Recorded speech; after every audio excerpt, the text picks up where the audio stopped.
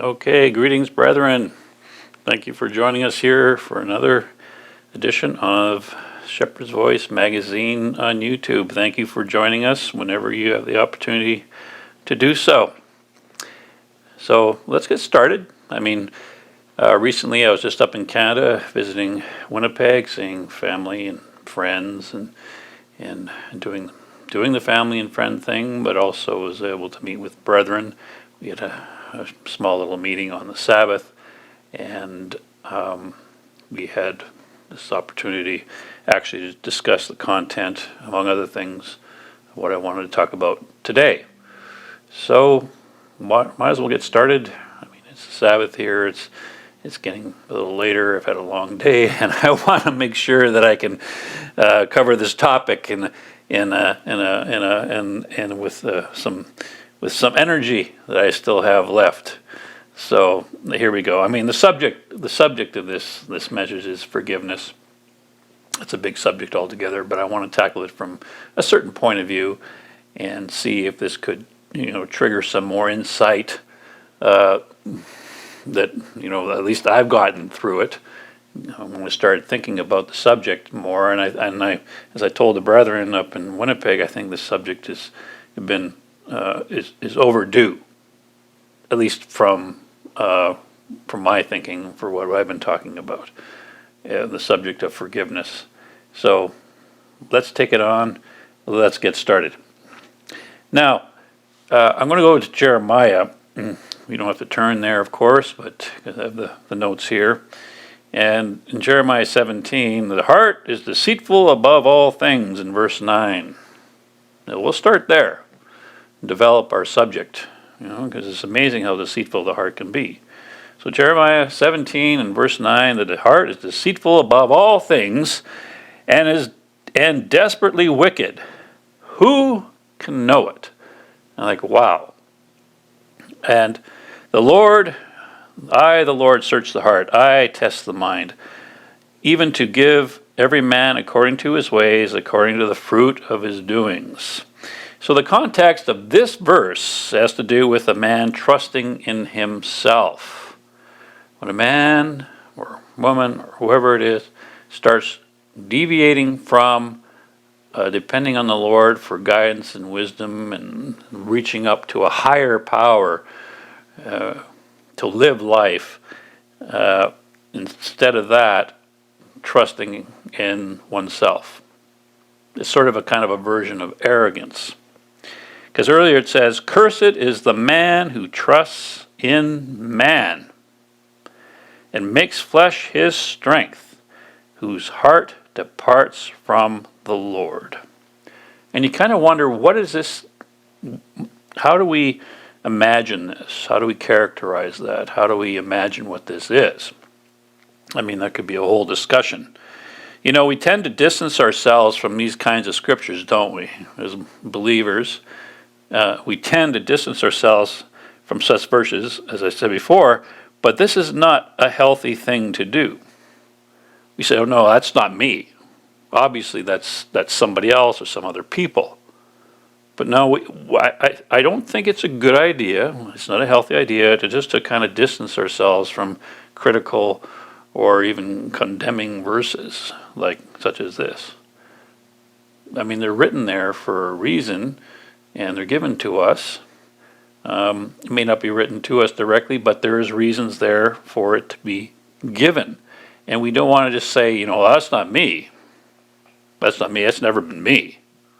That's somebody else, or it's somebody else over there, or it's those people. I don't think it's a good idea to distance ourselves from this. Maybe it might be sometimes good to say, cursed is the man. Well, maybe that's me. Maybe I need to kind of wake up here and think about this. Am I trusting in myself? Is there certain ideas about myself that I've become to trust more and more? And I've vindicated myself over and over again. Yeah, I think you get the point. So I'm just saying, don't run away from these verses. Pain, we want to run away from pain. We want to distance ourselves from pain. We want to distance ourselves from criticism. But I don't think that's a healthy thing to do. We need to learn to to absorb and accept these kinds of things in a healthy way. Because when God criticizes us or admonishes us, it's always for our benefit. Always for our benefit. Isaiah chapter 66 says here, just in verse 1, let's pick it up here. Heaven is my throne and earth is my footstool. Where is the house that you will build me? And where is the place of my rest? I mean, there's a lot to be said in here. For all these things my hand has made, and all these things exist, says the Lord. But on this one I will look. Despite all that, despite the fact that he can make those claims, he says, but on this one I will look. On him who is poor and of contrite spirit, and who trembles at my word. Doesn't distance themselves from the uncomfortable scriptures that there are plenty of in the Old and New Testaments.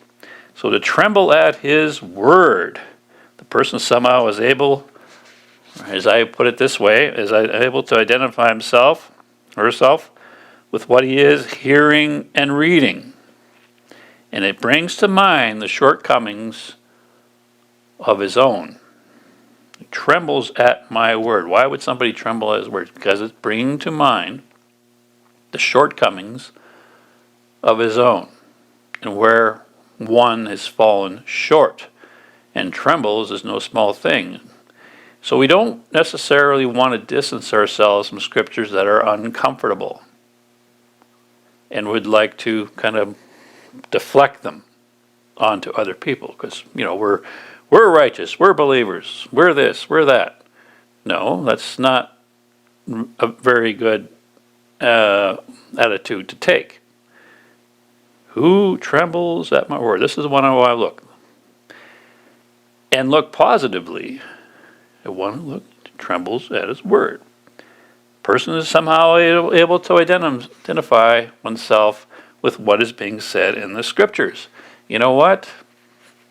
This is something I need to take into account, and this is where I've blown it, for example.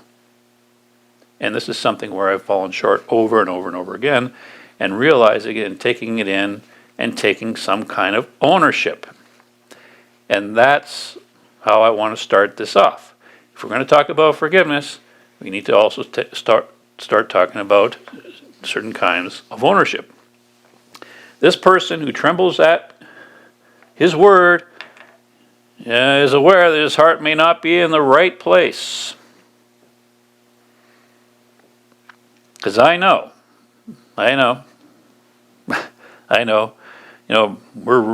We are reasoning people. We reason things through. We reason and reason. We reason in the wrong directions. We reason in the right directions. But men and women especially, excuse our positions. We excuse ourselves and our behaviors. Well, with so-and-so, the circumstances were this and that. Well, my position was based on certain assumptions that I needed to take. And we just go on and on and on. Just whatever, however you want to describe it, this is it. So who trembles at his word, the one who trembles at his word kind of starts to recognize their own behaviors in light of scriptures that may call them out. And we need to be able to accept that. And that's why those scriptures are there. They're there to, as Paul wrote Timothy, they're to correct.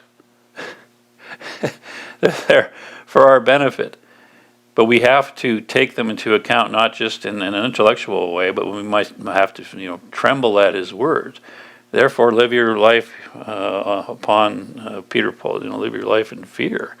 Not dread, but live your life in fear. He talks about in his epistles. I didn't plan to go there. So, and this kind of thing I'm talking about especially occurs, because I'm talking about the subject of forgiveness, it especially occurs when one gets offended. being offended gets that deceitful heart platform to react inappropriately.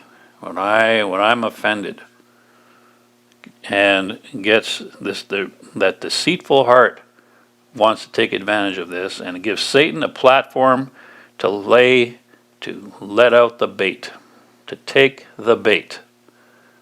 Don't take the bait, brethren, is part of this.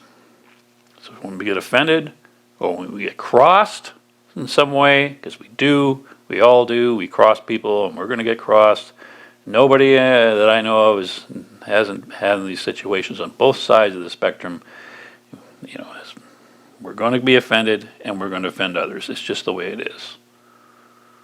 We want to mitigate that kind of behaviors and how we react to being offended, and also not to offend. But it's going to happen. So we don't want to react inappropriately, because forgiveness gets pushed out. And forgiveness is a major part of who we are in the body of Christ. We don't want to take the bait. I remember years ago, a fellow gave a sermonette about why get offended? Why get offended? And he used examples about somebody not holding the door open for them, or this, that, and the other. And then I saw him, he was just a very offended fellow. He got very offended when he got a little bit of criticism over his teachings, or didn't get his way, or didn't get the accolades that he felt he deserved after all his time in the church, and being the son of a minister, and having all these stories, because he always kept talking about the past. Then he got offended and basically quit. I don't know. I remember this to this day. He gave this sermonette, don't get offended. And go and gets offended. It's just one of those things.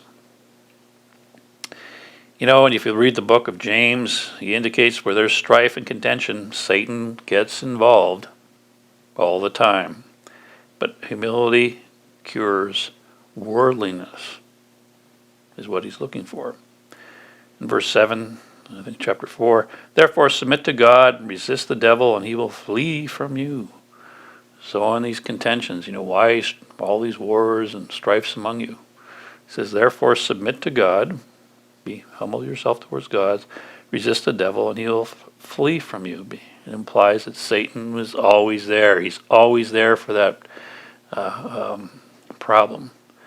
And there's a Star Trek episode where there was this, I can't remember the name of the title, but the cure to fixing the problem that they got into on this planet was just to be happy with each other, and it just drove away this alien force that was feeding off negativity.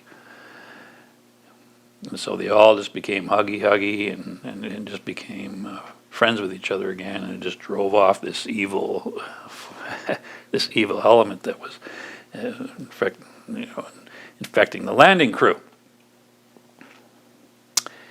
So what we need to do is to have the courage, as it says here, submit to God. Have the courage to go to him, to a higher power, and hand things up to him, because we need to know our limitations, brethren. We have limitations. There's no doubt we have them. I have them, and I've looked over the past, and this is what kind of spawned this message, is just to understand, what are my limitations, and when I've been crossed a certain degree, how did I react? What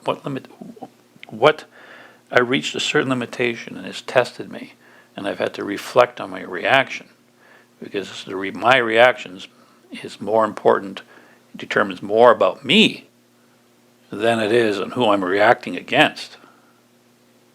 And that's just the way it is. I remember there's a book out there called The Bait of Satan. How you react determines your future.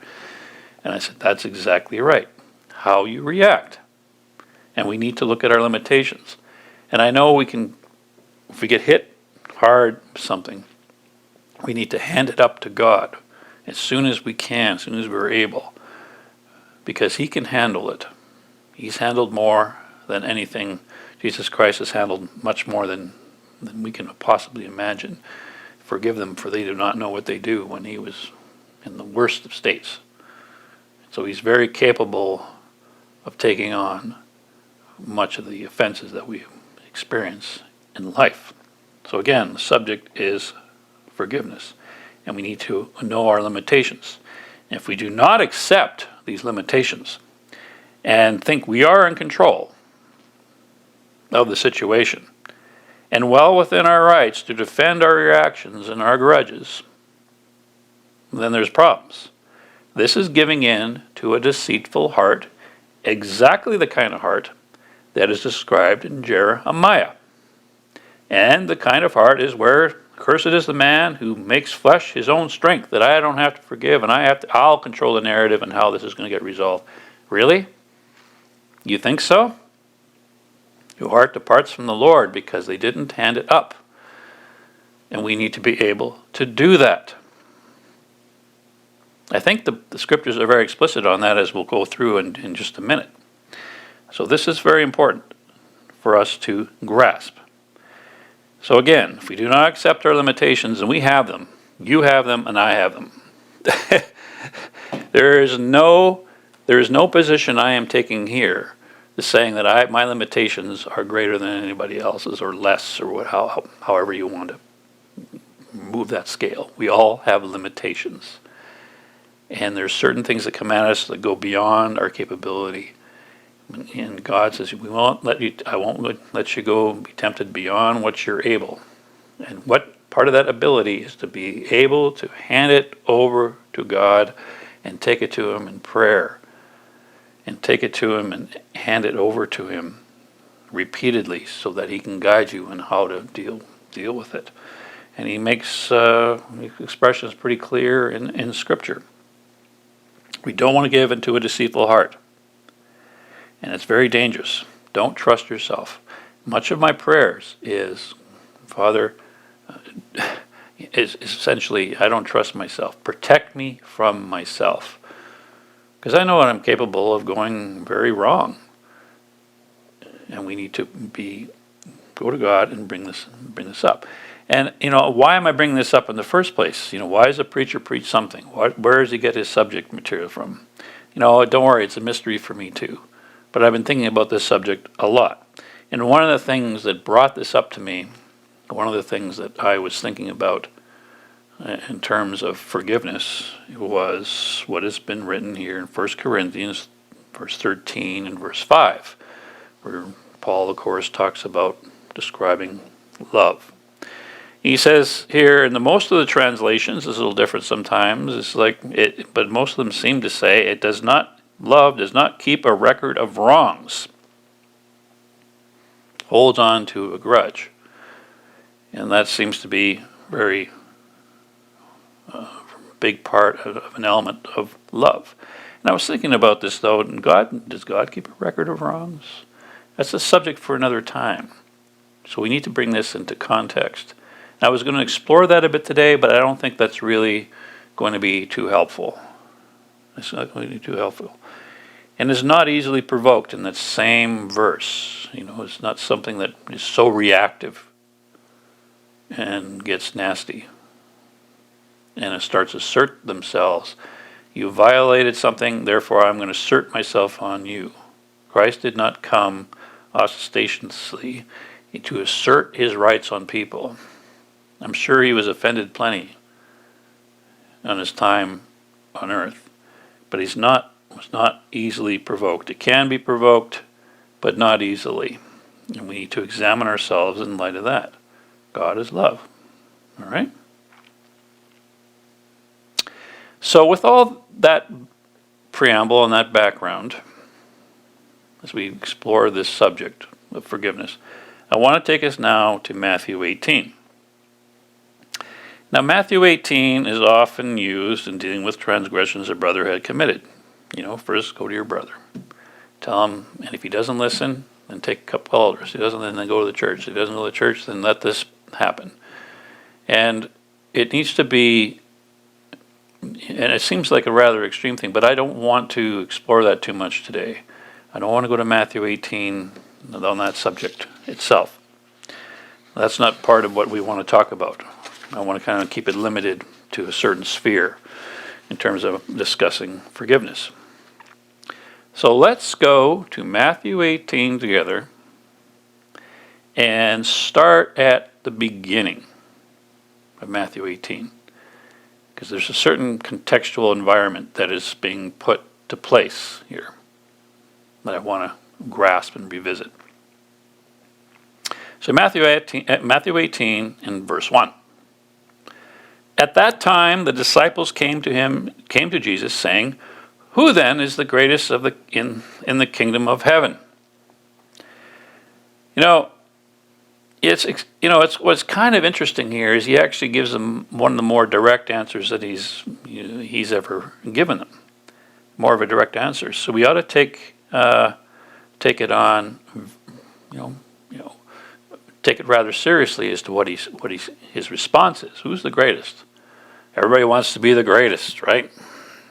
Everybody wants to be the goat, as it says, greatest of all time. And verse 2, this is when Jesus answers, says, Jesus called a little child to him and set him in the midst of them and said, Assuredly I say to you, unless you are converted and become as little children, you by no means enter the kingdom of heaven. Now it sounds as very black and white as it gets. Now some have suggested this is really hyperbole, but he's making a point regardless, and we need to take it very seriously, take it on personally, and tremble at this word. Tremble at what he just said. And not just assume that, oh yeah, no problem. No, we need to actually tremble at his word. Really think of what he just answered with. Therefore, whoever humbles himself as this little child is the greatest in the kingdom of heaven. Whoever receives one little child like this in my name receives me. Who receives a little child like this? Who says here in verse 5, whoever receives one little child like this in my name receives me. Who receives a little child like this? It is this. I mean, to me, as I read it, just kind of taking it at face value, this is he or she who humbles himself to go where that person is, to go to where that child is. Right? Any person goes to where they are. Goes to where that person is. I find in ministry, if you would, when encountering different individuals, I want to go to where they're at. I'm not interested in trying to draw them into where I am at. I want to go where they are at. And I've seen those mistakes before when people they find somebody who has this idea of ministry. It's about preaching and talking on these high levels, and you need to come and hear me talk down to you, even though that's not what consciously is thinking. But somebody wants to preach about things that they want to preach about, instead of reaching to the person, humble themselves as a little child, and humbling themselves to go where everyone is, to go to the person that you want to have a relationship with, because Christ came himself. Christ did this himself. He came to where we are. So he did this, basically the same thing. He brought his whole person down here. He divested himself of his glory and came to us. He came to where humanity is. He came to us. And so then guess what? He says here, he who receives a child like this in my name receives me. So it's on a parallel course. It's on a parallel lines, on level lines. I think is what he's talking about. So I hope that kind of clarifies that. Jesus Christ said, I didn't come to save the righteous. Came to bring sinners to repentance, to have an opportunity to have a relationship with God the Father. So where are we going to go? So I'm going to put that aside for just a minute, these introductory verses, and put it to aside for a minute, and I want to jump ahead here to what is called the parable of the unforgiving servant. Let's go there for a little while and spend some time with this one, and because these are one of these elements of the scripture where we need to tremble at his word. So the parable of the unforgiving servant, and then we'll pick it up here in verse 21. Then Peter came to him and said, Lord, how often shall my brother sin against me, and I forgive him? Up to 7 times?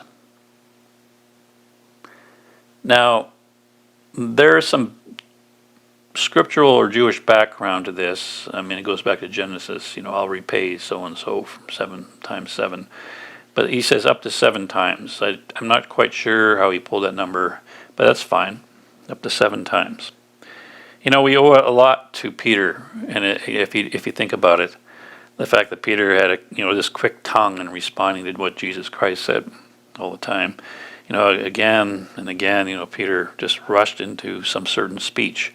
He just got something triggered his thoughts, and he asked the question, and and it drew out from Jesus Christ some teachings that are just immortal.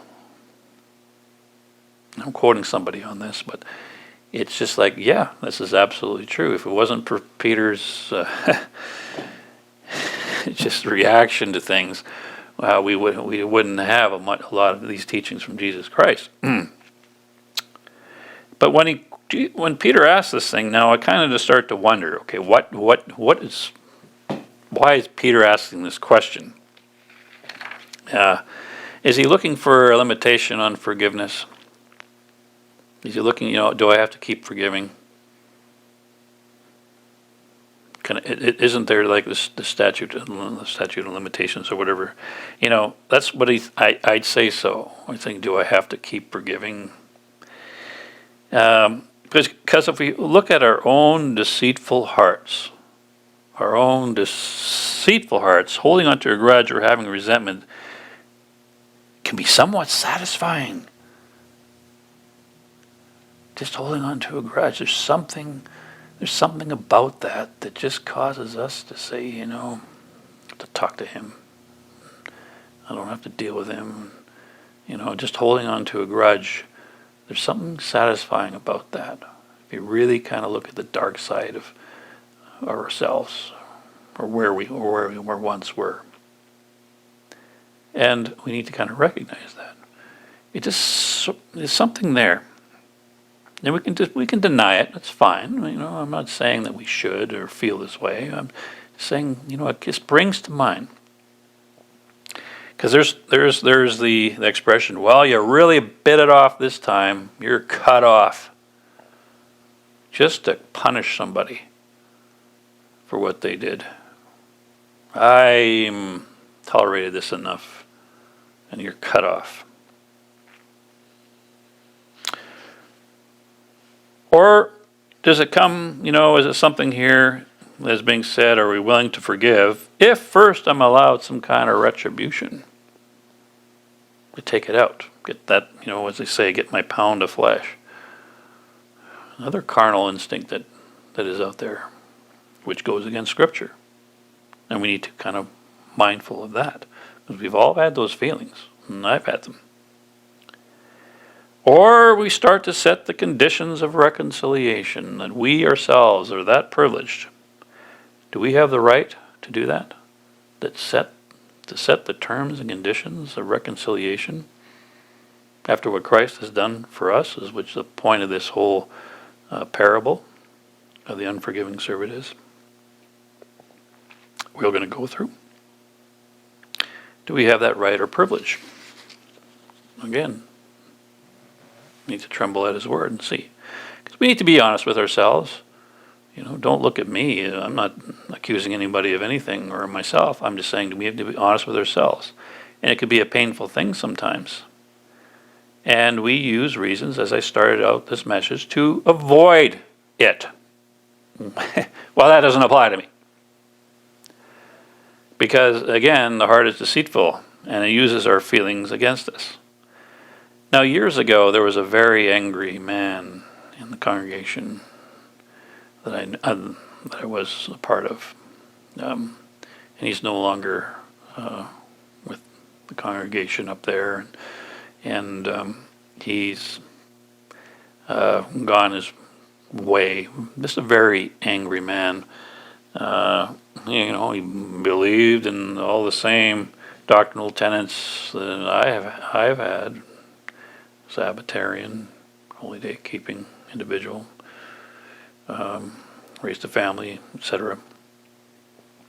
But I remember him saying, and it was rather confusing to me years ago. It was back in the 90s, or early 2000s, I guess, late 19, somewhere in that little region.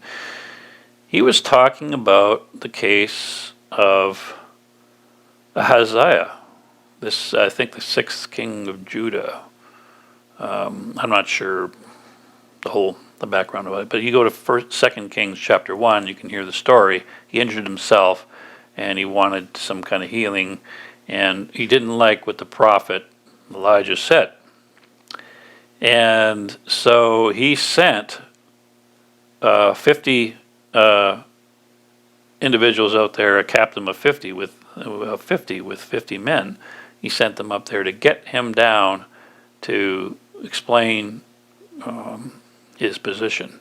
I don't want to go in there and talk about the details because it's not that important. But I'll just read here in verse 9. And this is what this individual that I know, this angry fella, used this as an excuse for setting the conditions of someone who has maybe offended him or needs to come to him on the terms that he demanded. And the king sent to him a captain of 50 with his 50 men. So he went up to him, and this is Elijah, and there he was, sitting at the top of the hill. And he spoke to him, "Man of God, the king has said, come down." And so Elijah answered and said to the captain of 50, "If I'm a man of God, then let fire come down from heaven and consume you and your 50 men."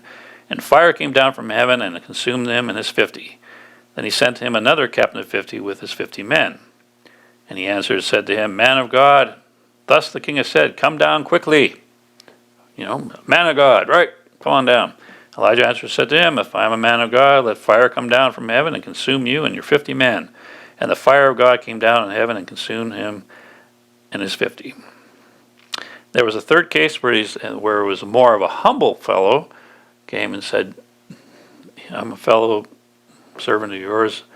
I'm your servant," and just was much more humble to come to him. And then Elijah said, and then the angel said to Elijah, "Okay, come down." But this was used as a precedent in his mind, this fellow in the congregation, to set the terms and conditions of which he said, if somebody offends me, you got to come to me in the right way, and then I'll give you the time of day. You gotta be humble enough in my sight for me to listen to your apology or whatever it is. We cannot be using these kinds of scriptures for that purpose. This is not what this is about. We're not prophets. We're not of this calling. We're not of this covenant. We're not of that position of a prophet. We can't be using scriptures like this to justify our anger and resentments and such. But this is what it was used for. And we can't do this. I just have this memory of this. And he was an angry man. Angry man. And I don't want to be there myself. So in answer to Peter's question, it says here, Jesus said to him, "I do not say to you up to 7 times, but up to 70 times 7. So as much as it takes." That's what he says. Therefore, the kingdom of heaven is like a certain king who wanted to settle accounts with his servants. So what he's talking about here is the parable of the kingdom of heaven. So there's something about this we need to take notice. Here's what the kingdom is like. He's basically saying our behavior and reactions today need to already reflect how we deal with offenses committed. And the parable discusses the interpersonal relationships that we are to be, how they're supposed to be like. The best of our ability, and this is what God has given us, and how we reach up to him and say, I need some help in dealing with these things. And we need to be a people that also resembles our what relationships are like, what these relationships are like as he describes them. And then when he began to settle accounts, one was brought to him who owed him 10,000 talents. And 10,000 is the largest numeral in Greek that existed at the time, at least this from my research on this.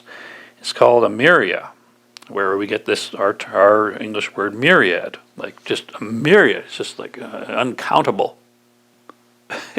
It's just uncountable of what he owed the king.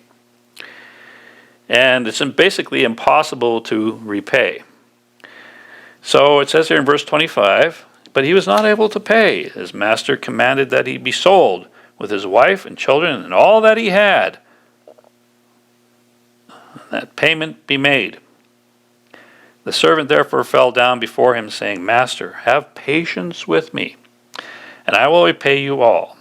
Then the master of that servant was moved with compassion, released him, and forgave him the debt, all that debt. But the servant went out and found one of his fellow servants who owed him 100 denarii, and he laid hands on him and took him by the throat, saying, Pay me what you owe. So the reaction of this forgiven slave, this forgiven servant, was just basically appalling compared to what he got forgiveness of a debt that he couldn't repay. His family was spared. I mean, he should have been so grateful, but instead he reacted in a very poor way. He didn't really appreciate what happened, and so it was appalling. He proceeded to try to collect a relatively small debt from a fellow slave, and even resorted to physical violence in order to obtain it. And it's a very comparatively small debt.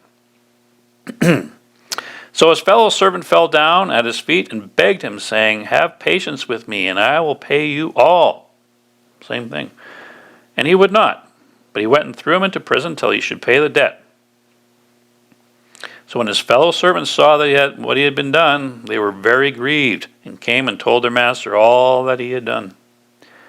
Then his master, after he had called him, said to him, You wicked servant, I forgave you all the debt because you begged me.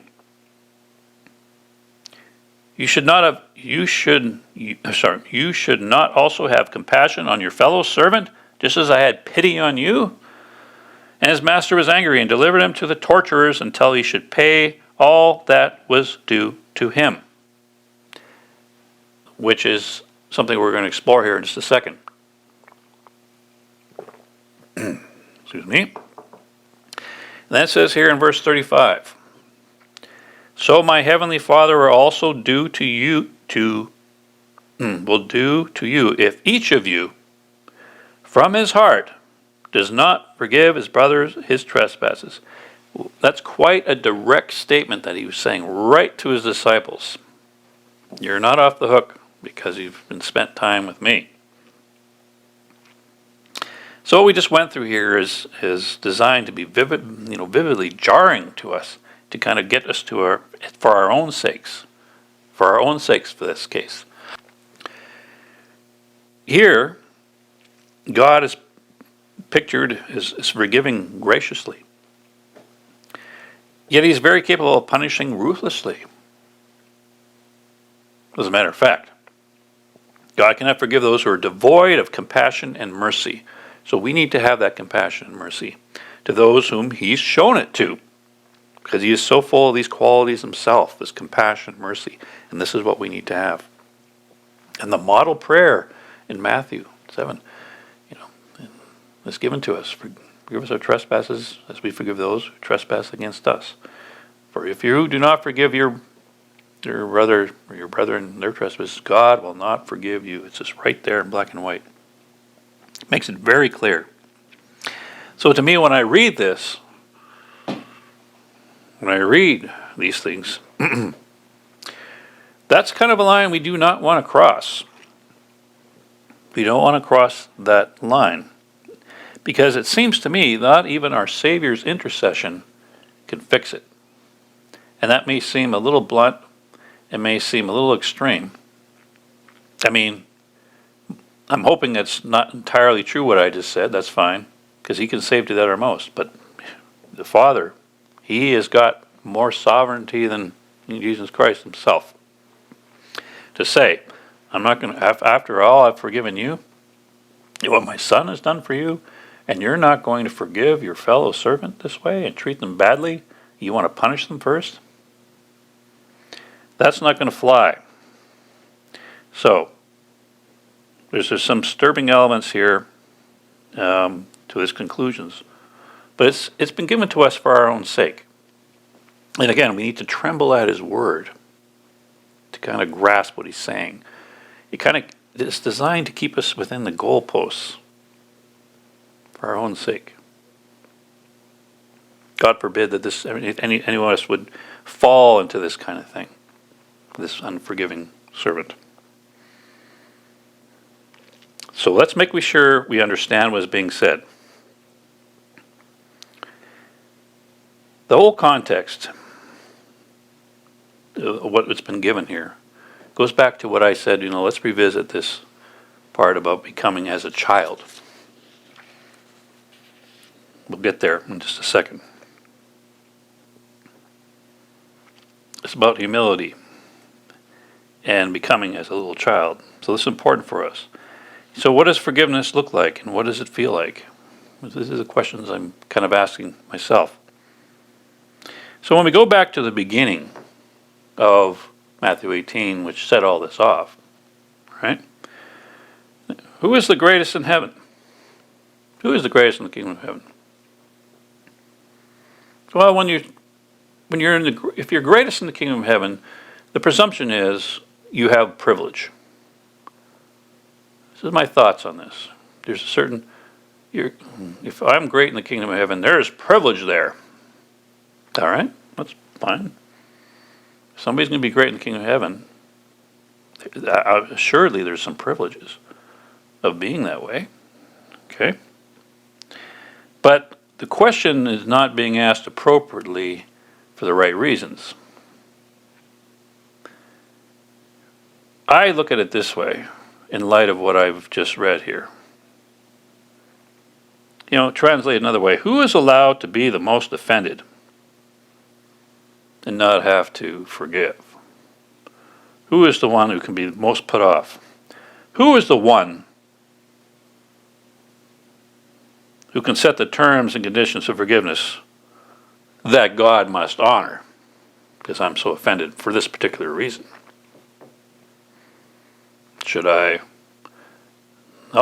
That's being great in the kingdom of heaven. I have this privilege and honor to set the terms and conditions of who I must forgive, who I'll give the time of day.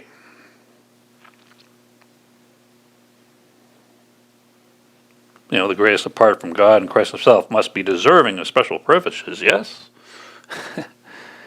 And I know I'm not covering all the situations, and there's people that I've encountered in my life that I don't want anything to do with anymore for my own safety and health. I've forgiven the situations, but we need to be careful of that too. If they came to me, or I'm more than apt to find resolution, but it just seems it's better that we're not engaging in any connections. It's just that things just may not be healthy that way. But again, if there are brethren that are close to us, we need to find certainly the forgiveness within our heart. We need to find that forgiveness. And we need to take all these things to a higher power. Because holding a grudge is just not a healthy thing. It's just not healthy. More can be discussed on that. Who's greatest in the kingdom of heaven? I'm more righteous compared to the other guy. However we want to interpret it. So we go back to this beginning here. The answer was based on called a child to him and set them in the midst of them. And I was thinking about this. Children is children more apt to forgive than adults? So I went and looked it up. I looked at and Googled it. Just looked up Google. Is children more apt to forgive? And sure enough, absolutely. All the evidence is there. All the studies are there and shown. Children seem to be able to forgive quicker. Children often forgive quickly because they are generally more open-hearted and less hardened by grudges or past experiences. This is a quote from the internet. Their natural curiosity and sense of wonder can lead them to be more forgiving and willing to move on from negative experiences. It's something innate to a child, and this is what triggers this. When the whole context of this Matthew 18 comes to, who is the greatest in the kingdom of heaven? Child that can move on, not hold on to grudges, and not burdened, is more open-hearted, less burdened by grudges and past experiences. And sometimes experience works against us, doesn't it? I think so. Sometimes I look, why am I reacting a certain way? Is it because of certain experiences or what? So we need to examine ourselves in light of what Jesus Christ is telling us here. So what's the nature of it? What does it look like? What does forgiveness look like? Well, it looks like from the world view or the social view of the viewpoint of a child. More apt to forgive. And also children have the less ability to assign motivation of the offending individual. Whereas we as adults tend to assign motivation more easier. Somebody did this, therefore they are this, and they are that, without looking into it further. I remember there was a good discussion on a Friday night study, and it says, be careful not to assign motivations to people, because sometimes they're just misguided. They don't really know what they're doing. And maybe they have some pain going on, and they're defending themselves, or they're reacting. Don't assign motivations too quickly. Sometimes those motivations are, very willfully wrong, but they don't understand what they're doing. Just what Jesus Christ said. There were certain motivations of all these people that put him to the stake. He says they don't know what they do. They may have understood what their motivations were, but we need to be careful ourselves not to assign motivations too quickly. And so this is it. We want to be able to forgive. The heart is deceitful as all things. We don't want to be trusting in ourselves. Children don't trust in themselves. They just look to their parents. They look to their father and their mother. And this humility, like Christ is talking about, must continue to characterize a disciple throughout his or her life. And because he goes on to say, if anyone causes one of these little ones, those who believe in me, to stumble, it would be better for them to have a large millstone hung around their neck and be drowned in the depths of the sea. That is, not to receive a little one in his name. In other words, assert authority or punishment down on somebody. Don't do that.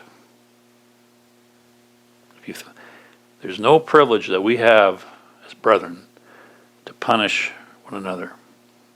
From my point of view, from what I've just read, if you get offended, it's not an art. We have no position whatsoever to, absolutely no position whatsoever to punish. That's not part of it. It's not going to work.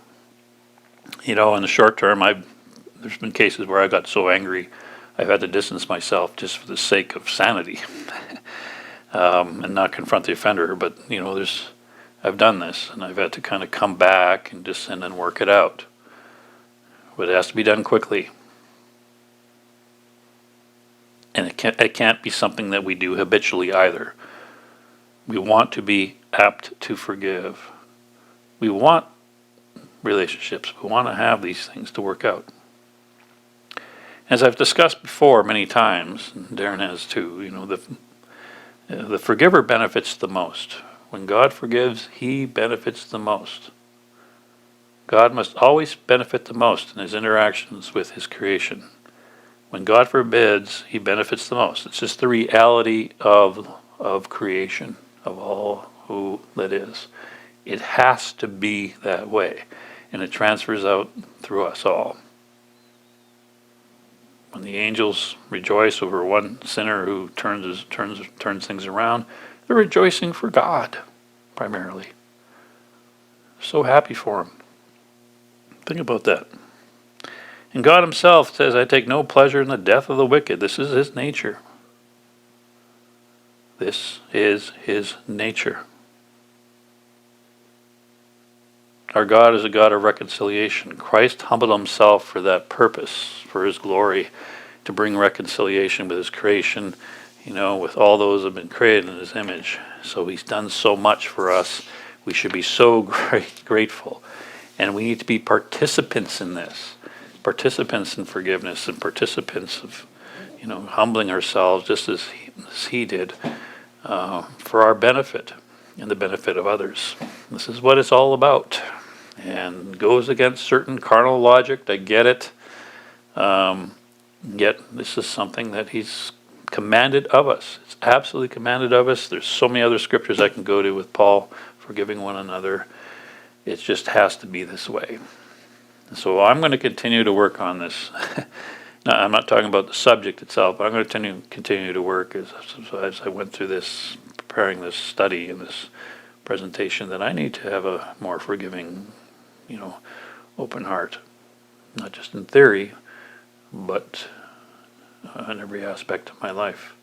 Because God has forgiven me so much. An immense amount. A myriad. And so it's the least I can do in return. So, brethren, I hope this has been a helpful message for you. If this reaches you on a Sabbath day or any other day, I hope you had a blessed day. Thank you for watching us, and we'll see you here next time on Shepherd's Voice Magazine. Until next time, take care.